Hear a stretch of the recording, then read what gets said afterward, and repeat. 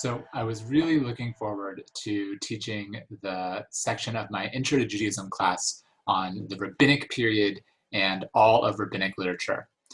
This was my first time teaching Intro to Judaism as a new rabbi, and I was trying to use a classic Reconstructionist civilizational approach by having at least one class on the major periods of Jewish history, talking about their cultures and their texts and their traditions, and looking at the evolutionary arc of the Jewish religious civilization. And I love rabbinic literature. I love the Talmud. I love this period.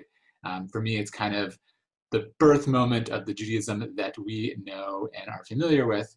And I was somehow going to try to do this all in one class. Remind you, this was pre-COVID times. We were meeting in person. And kind of typical makeup of an Intro to Judaism class, about half the students were identified as Jewish and were wanting to know more about their traditions and heritage, and the other half was either Jewish curious or on a conversion path, or in some kind of loving, connected communal relationship with Jews and wanting to know more. And I was particularly excited about this class because a lot of my students had taken Svara classes and were kind of new Talmud nerds. And we're particularly excited about the queer Talmud approach of Svara. And I wanted to teach them, we did a text study part of class, and I wanted to teach them one of my favorite rabbinic texts that I thought would kind of illustrate all of the beautiful radical techniques the rabbis use, all the chutzpah they have, their willingness to innovate and evolve religious civilization, to kind of be the original radical Reconstructionist rabbis, taking a temple-based tradition and evolving it into the rabbinic Judaism we know. So I was going to teach them the first Mishnah in the 8th chapter of Bava Kama. And this text kind of comes out of a famous Torah text in Exodus, the text about ayin tachat ayin, an eye for an eye. So we're just going to look for a second. You may be familiar. The Torah goes in regards to damages: ayin tachat ayin, shein tachat shein, yad tachat yad, regel tachat regel. An eye for an eye, a tooth for a tooth, a hand for a hand, a foot for a foot. It goes on, and it's kind of this classic Torah moment of retributive punishing justice.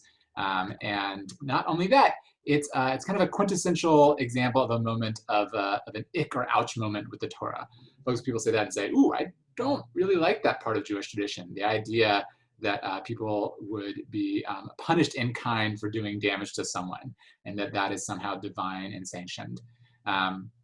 And so I wanted to kind of teach this Talmudic text to complicate this binary of where we might turn when facing an ouch text, of either blind obedience, if you want to be a Jew, you want to be whatever a good Jew might be, you have to accept this, or total rejection, saying, I can't live with this can't be the Torah, I can't stand this. And I want to do that by empowering them to be players in the evolving tradition of Judaism, to get to learn some of the interpretive techniques that the rabbis use. And I thought it was a great text because there's two pretty famous, at least in other interpretations out there in popular culture. We have Gandhi, who takes this text and turns it around and says, an eye for an eye makes the whole world blind, right? So there's his interpretive gloss where he changes it. And then we have, in the book of Matthew, we have Jesus who says, you have heard that it was said, eye for eye and tooth for tooth. But I tell you, do not resist an evil person. If anyone slaps you on the right cheek, turn to them the other cheek also. Anyone takes your shirt, hand over your coat as well. It goes on for there. So I was kind of excited to show, like, well, how does the Talmud deal with this?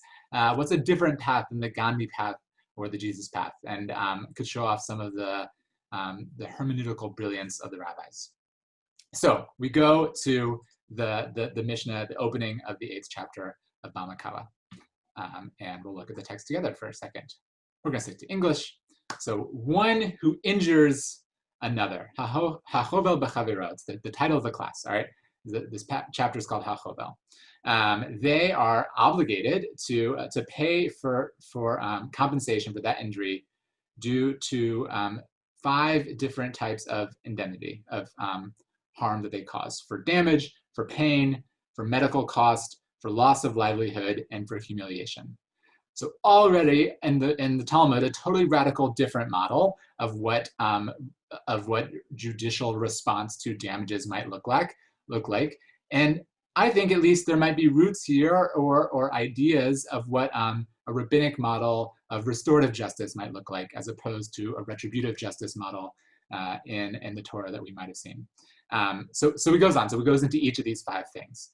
So how is payment for damage assessed? How does one figure out how to pay for this is kind of the original of the damage. If one blinded another's eye or severed their hand or broke their leg or caused any other injury, all right, very physical, the court views the injured party as though they were a slave being sold in the slave market. And the court appraises how much they was worth before the injury and how much they are worth after the injury. And the difference between these two sums is the amount that one must pay for causing damage. So just to make sure you got that, I'll bring the text back up. A radical move, instead of saying that a court mandates the equal physical punishment of damage that is done to a limb, it is shifted to a model of economic recompense, where, and how do you calculate that? You have to figure out how much an arm is worth, or how much an eye is worth, or how much a leg is worth. And the way that the rabbi suggests you do that is by going to a slave market and assessing 2 folks of equal stature minus that difference of limb. And already, this is a challenging text by talking about slave market. And my students picked it up quite quickly. And I had one student in particular who looked quite distressed. And before we even kind of got back to the what is the radical innovation and how does the Torah go from, the Torah says ayin tachat ayin, mamash, as the Gemara says. It says exactly how to do it. You put out someone's eye, they put out your eye. And all of a sudden it's gotten to mammon, to money and payments and comparison. So before we even got into well, how did they do this radical thing? Which is where kind of I thought we were going. The student looking really distressed raised their hand and they said, how am I supposed to find my place in this religion that talks so casually about slavery? And they were a Black American who is in the context of living in this country, whose very nature is defined by the ongoing legacy of slavery in a white majority environment. This person whose ancestors were forcibly enslaved and brought to this land. And they're sitting and encountering this text in my Intro to Judaism class. And they're saying, this is awful. This is dehumanizing, right? How could I find my place if this is the way that Judaism talks about slavery, so casually, just as a slave market, as a tool to assess economic damage? So this was really hard for me because I felt awful, right? Wow, of course, right? That would be an experience that someone might have, and I just had not thought about that in preparing this text. And when I looked back for a second, I realized, wow, I had learned this text many times before, and I had gotten something different from each time. But every time I had learned it, it had been a learner in an all-white environment that I had not even been conscious of as an all-white environment. And even though I had 4 to 5 Jews of color who were regularly attending my class, 3 or 4 of them whom were Black folks, I was not thinking about them when I prepared this class. I was thinking about an all-white environment. And I think that this is what I want to start by I want to talk about one of the damages of whiteness, right? That when we live in a world that is defined by white majority culture, that kind of perniciously tells us that white is normal, it blinds us to the real racial diversity of both the Jewish people and the larger world around us. And I'm not saying that it's not okay to wrestle with difficult texts, or that we can't, bring our own stories and the stories of our ancestors and their traumas into our learning. There is so much to be gained by wrestling with difficult texts and ugly texts along with beautiful texts. My critique is that I wasn't paying attention as a teacher to thinking about the students and the full lives and experiences they lived in preparing this class. I could have taught any Mishnah, right, that might have illustrated these hermeneutical techniques. But I picked one that happened to immediately invoke a slave market in a casual way, assuming it to be normal and a benign institution that could be used to assess a monetary penalty. And so I felt really, really anxious and really bad about that. Because unconsciously, I had put my students outside kind of the norm of what the experience of the class was being oriented towards. And I, later reflected that as long as I keep doing that, as long as we keep doing that, of teaching Torah and building Jewish communities, only thinking about folks, Jews with white privilege, we were going to keep having Jews of color who do not feel welcome in those spaces. So I want to go to that moment where the student really wonderfully and courageously and vulnerably says, how could I possibly see myself as really having a place in this tradition that talks so casually about slavery? Because I want to talk about more about my internal experience, less about my, reflection, is that I got really anxious and I wanted to save things. I wanted to come in and I didn't want to be racist, first of all. I didn't want Judaism to be perceived as racist. And my mind started racing, right, trying to figure out the perfect apologetic defense of slavery in the Torah and rabbinic literature.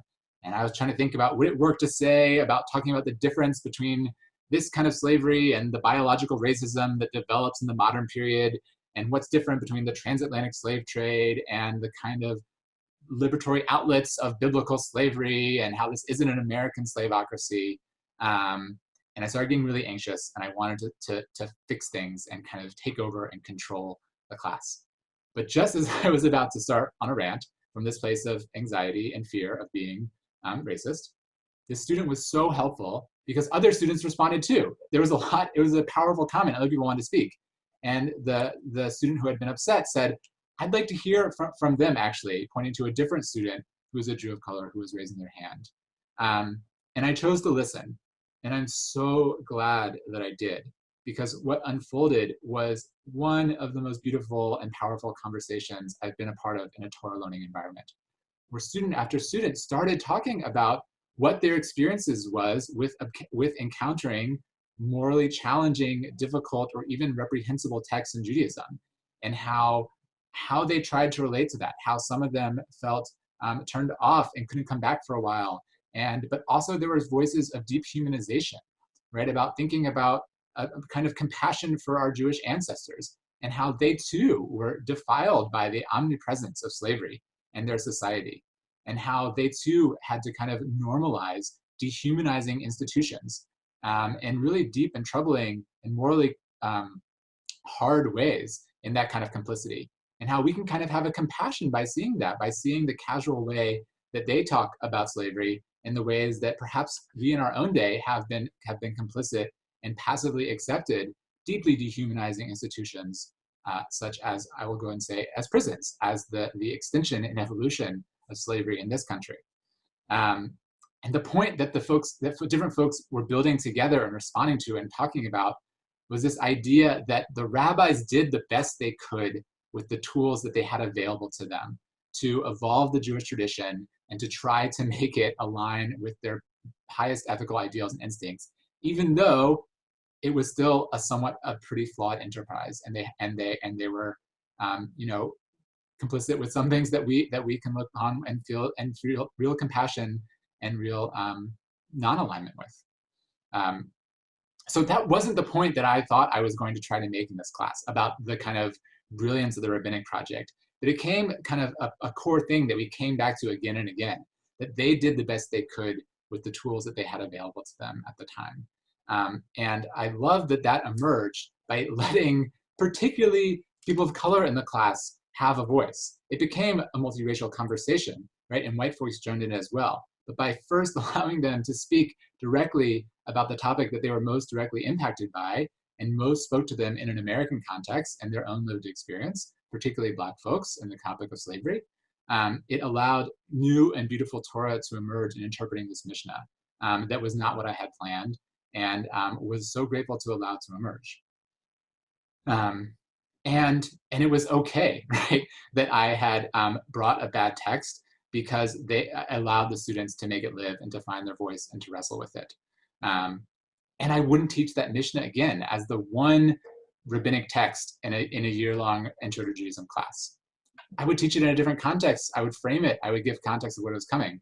But I don't think that I would teach it by not seeing who was in the class, or about who I would want to be in class, and being aspirational.